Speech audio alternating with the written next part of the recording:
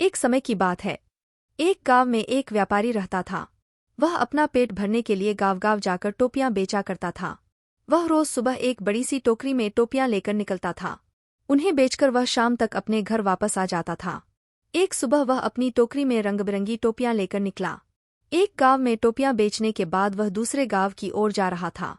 चलते चलते वह बहुत थक गया था। उस रास्ते से गुजरते समय एक जंगल भी पड़ता था। जंगल में उसे एक बरगद का पेड़ दिखाई दिया। उसने सोचा क्यों न पेड़ के नीचे बैठकर आराम कर लिया जाए। व्यापारी बहुत थका हुआ था। उसने टोपियों से भरी टोकरी को नीचे रख दिया। फिर सिर से टोपी को उतारकर नीचे रखा और गले से गमछे को उतारकर जमीन पर बिछा दिया और उस पर लेट गया। उसके बाद व्यापारी गहरी नींद में सो गया।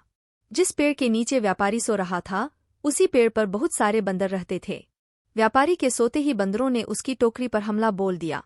बंदरों ने रंगबिरंगी टोपियों को लेकर खेलना शुरू कर दिया। कई बंदरों ने टोपियों को हाथ में भी पकड़ रखा था। बंदरों की उछलकूद से वहां शोर हुआ तो व्यापारी की नींद खुल गई। नींद खुलते ही व्यापारी के होश उड़ गए। उसकी टोकरी से सारी टोपियां गायब हो चुकी थीं। सभी बंदर हाथ में टोपी लिए हुए व्यापारी की ओर देख रहे थे।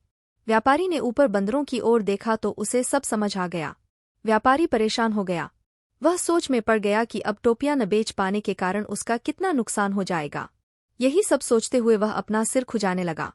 उसे ऐसा करता देख बंदर भी अपना सिर खुजलाने लगे। व्यापारी को यह देख गुस्सा आ गया।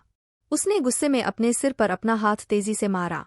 बंदरों ने भी अपने हाथ से अपने सिर पर तेजी से मारा। बंदरों को ऐसा करता देखा व्यापारी को समझ आ गया कि बंदर उसकी नकल उतार रहे हैं। अब व्यापारी को एक तरकीब सूझी जिससे वह अपनी टोपियां वापस ले सकता था। अब उसने जिस टोपी को सोते वक्त सिर के नीचे रखा था, उसको सिर पर पहन लिया। बंदरों ने भी झट से हाथों में पकड़ी हुई टोपियां सिर पर पहन ली। अब व्यापारी ने सिर पर पहनी टोपी को जमीन पर फेंक दिया। बंदरों ने भी व्यापारी की नकल उतारते हुए अपने सिर पर पहनी हुई टोपियां जमीन पर फेंक दी। व्यापारी की तरकीब काम कर गई थी।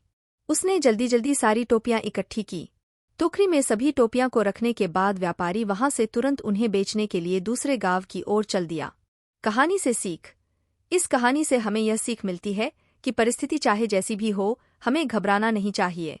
हर हाल में हमें समझदारी से काम लेना चाहिए।